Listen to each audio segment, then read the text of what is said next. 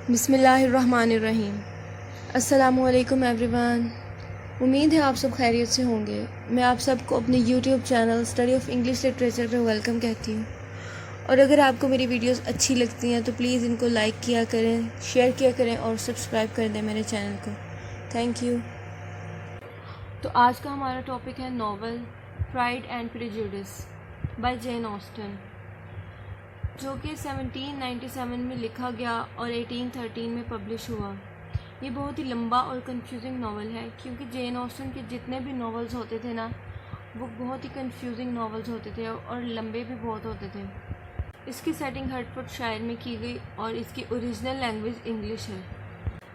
अब हम Jane Austen की बायोग्राफी पढ़ेंगे। Jane Austen was born in 16 December 1775 in England. She was very famous 17th century English novelist. Austen's plot often explore the dependence of women on marriage. Austen की writing का, इनके novels का mostly यही plot होता था कि women's को ना उनकी शादी के लिए आज़ादी दी जाए, उनकी पसंद नापसंद से उनके लिए पूछा जाए उनसे कि उनको क्या पसंद है और क्या नहीं पसंद। इनके नोटेबल वर्क्स हैं प्राइड एंड प्रेजुडिस, जो कि 1813 में पब्लिश हुआ, सेंस एंड सेंसिबिलिटी 1811 में पब्लिश हुआ, मैंसफील्ड पार्क 1814 में पब्लिश हुआ, एम्मा 1816 में पब्लिश हुआ, नॉर्थ एंगर एबे 1818 एंड परसुएशंस भी 1818 में पब्लिश हुआ। इसके बाद इन्होंने 3 और नॉवेल्स लिखने स्टार्ट किए थे, लेकिन ये कंप्लीट नहीं कर सकी थी क्योंकि इनकी डेथ हो गई थी। Austen has inspired many critical essays. ये क्रिटिकल एसेज से बहुत ही इंस्पायर्ड थी और इनकी डेथ 18 जुलाई 1817 in age of 41 in England में इनकी डेथ हो गई थी। अब हम इसके कैरेक्टर्स डिस्कस करेंगे। सबसे पहला और मेन कैरेक्टर है हमारे पास एलिजाबेथ बेनेट का। ये प्रोटैगनिस्ट है इस स्टोरी की और second daughter of mister Bennett है। 5 बहनों में से बहुत ही इंटेलिजेंट और बहुत ही सेंसिबल है।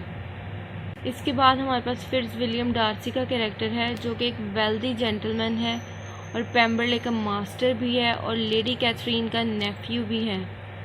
डार्सी बहुत ही इंटेलिजेंट और बहुत ही ईमानदार इंसान है। इसके बाद हमारे पास जेन बेनेट का कैरेक्टर है, जो कि अपनी बहनों में से सबसे ज़्यादा खूबसूरत है। ये बहुत ही रिजर्व्ड और जेंटलर किस्म की हैं।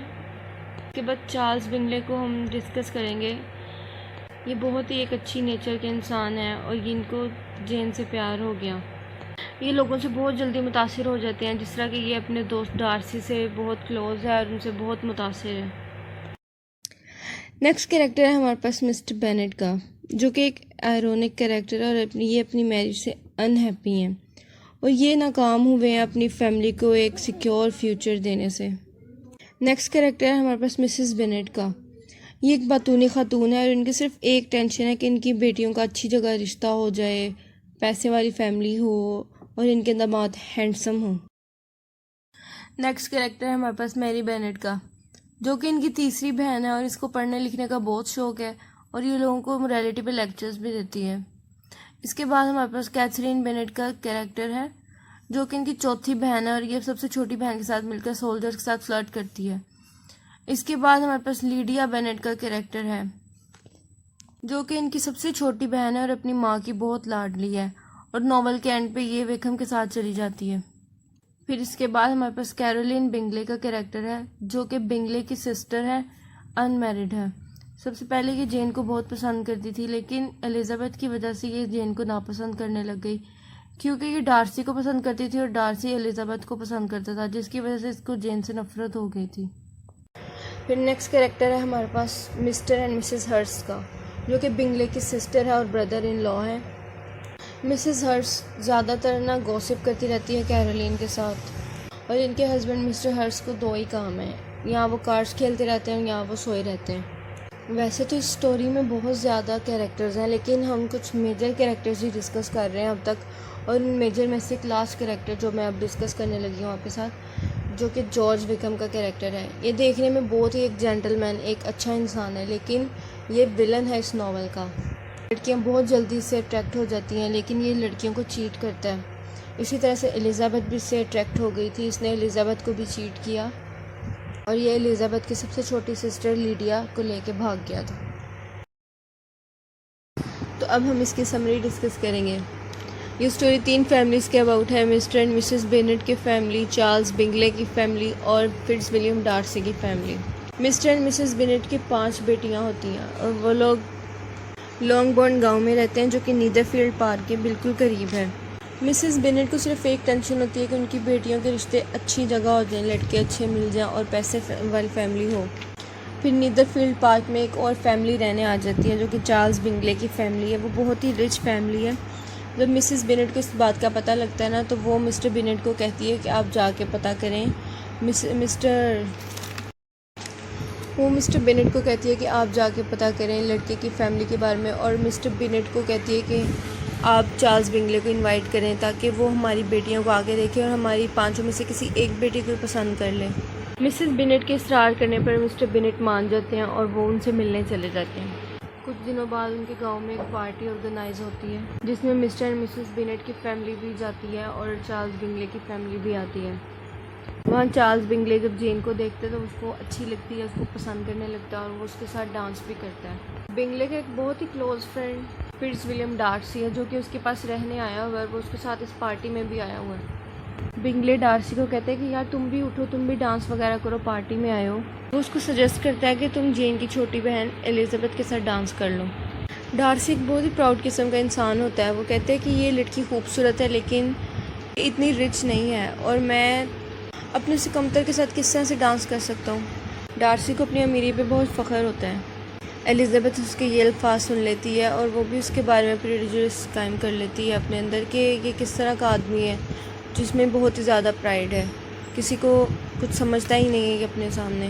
दूसरी साइड पे बिंगले की जो बहनें होती हैं ना, उनको जेन बहुत पसंद आती है। वो अपने भाई बिंगले से बात करती हैं, वो उसको बताती हैं कि हमें जेन बहुत अच्छी लगी है, हम उसको डिनर पे इनवाइट करना चाहते हैं।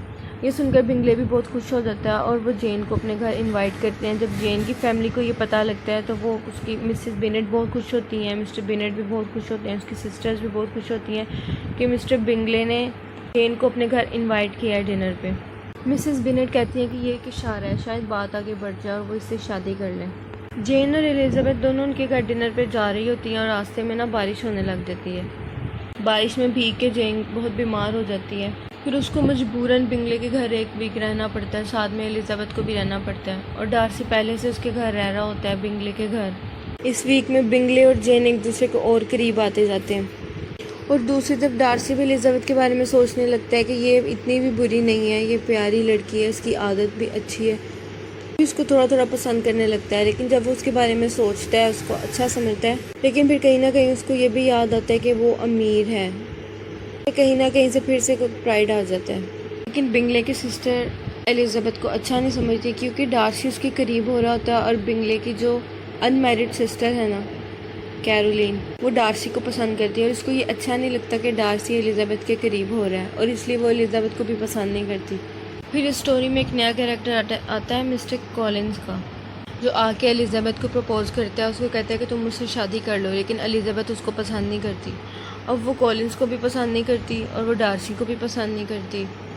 कॉलिंस आके कहते हैं कि उसको लेडी कैथरीन ने भेजा है कि तुम जाके शादी करो एलिज़ाबेथ से, और वो एलिज़ाबेथ को पसंद भी। फिर ये स्टोरी में एक नया कैरेक्टर आता है जॉर्ज विकहम, जो कि देखने में बहुत ही जेंटलमैन, बहुत ही शरीफ होता है, लेकिन वो एक्चुअली वो विलन होता है इस नॉवल का। वो आता है, एलिज़ाबेथ से मिलता है और उसको भड़काता है डार्सी के बारे में कि डार्सी एक अच्छा इंसान नहीं है, तुम उसको पसंद करना छोड़ दो। उसके बारे में बहुत ही गलत बातें एलिज़ाबेथ से करता है क्योंकि वो खुद डार्सी को पसंद नहीं करता।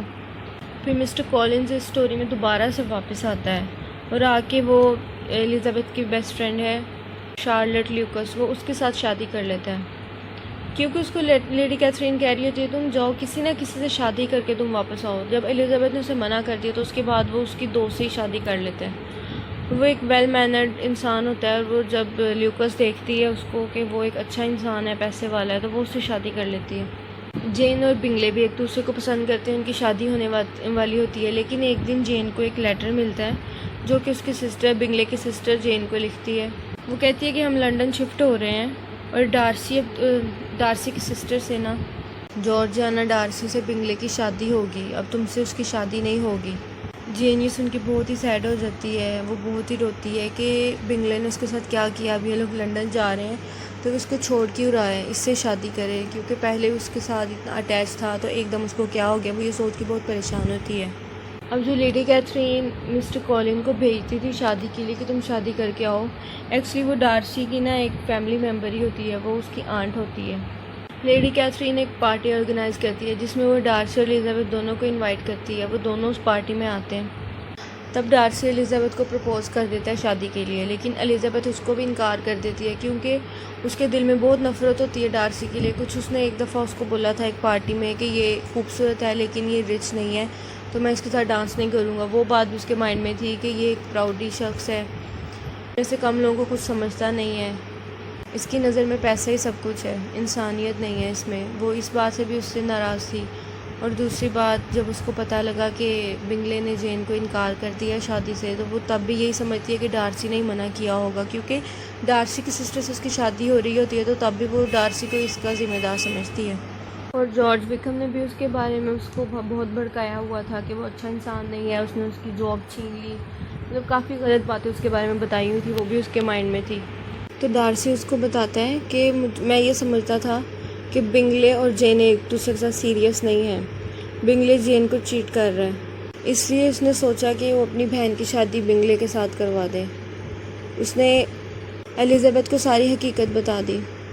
फिर डार्सी एलिज़ाबेथ को एक लेटर लिखता है और उसमें वो बताता है कि मेरे फादर ने कहा था कि विकम अगर वो पैसे मांगे तो उसे पैसे दे देना, क्योंकि विकम लॉ की स्टडी करना चाहता था।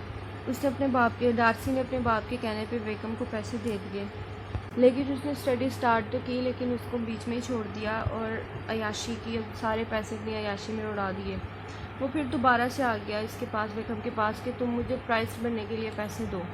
तब उसने उसको पैसे देने से इनकार कर दिया कि पहले मैंने तुम्हें पैसे दिए थे, तुमने वो ऐसे ही अयाशी में उड़ा दिया, अब मैं तुम्हें पैसे नहीं दूँगा। तो इसलिए वो मेरे ख़िलाफ़ हुआ कि मैंने उसको पैसे देने से इनकार कर दिया। जब एलिज़ाबेथ ये लेटर पढ़ती है ना, तो पहले उसको लगता है कि नहीं डार्सी झूठ बोल रहा है, लेकिन थोड़ी देर बाद उसे महसूस होता है कि नहीं, क्या पता वो सच कह रहा हो। उसको रियलाइज़ हो जाता है कि वो झूठ नहीं बोल रहा, वो सच बोल रहा है। फिर डार्सी लंदन वापस चला जाता है और एलिज़ाबेथ अपने घर वापस आ जाती है और घर आके जेन को बताती है कि विकम ने हमें चीट किया है। कुछ दिनों बाद एलिज़ाबेथ के अंकल और आंट उसको आते हैं लेने के लिए कि आओ हम पेम्बरले हाउस जाते हैं घूमने के लिए। एलिज़ाबेथ उनके साथ घूमने के लिए चली जाती है, वेकेशंस पे चली जाती है और वहाँ डार्सी भी आता है। जब डार्सी सुनता है कि वहाँ एलिज़ाबेथ भी आ रही है, तो वो उसके और उसके अंकल आंटी के आने के लिए इंतज़ाम करने लग जाता है। वो बहुत ही खुश होता है। वो लोग डार्सी का पेम्बरले हाउस विज़िट कर रहे होते हैं कि इतने में ख़बर आती है कि एलिज़ाबेथ की सबसे छोटी बहन लीडिया जॉर्ज विकम के साथ भाग गई है। जब ये बात एलिज़ाबेथ को पता चलती है तो वो बहुत ही गुस्सा करती है, उसको बहुत ही दुख होता है और इसी तरह से उसके माँ बाप को भी बहुत बुरा लगता है, बाकी बहनों को, सबको बहुत बुरा लगता है कि उसने ये हरकत अच्छी नहीं की। और बाद में उनको पता लगता है कि विकम उसके साथ रहना भी नहीं चाहता। वो एक शर्त पे उसके साथ रहना चाहता है कि अगर उसको पैसे दिए जाएं, तो वो डार्सी उसको जितनी मुँह मांगी कीमत अदा कर देता है। फिर जब एलिज़ाबेथ को ये बात पता लगती है ना, तो वो उसको पसंद करने लगती है डार्सी को, और दोनों एक दूसरे को प्रपोज करते हैं। फिर उनकी शादी हो जाती है और फिर जेन और बिंगले की भी शादी हो जाती है। और यहाँ पे हमारा नॉवल का होता है दी एंड। Thanks for watching. और अगर आपको ये वीडियो अच्छी लगी है तो प्लीज़ इसको लाइक करें, शेयर करें और सब्सक्राइब करें। Thank you. अल्लाह हाफिज़।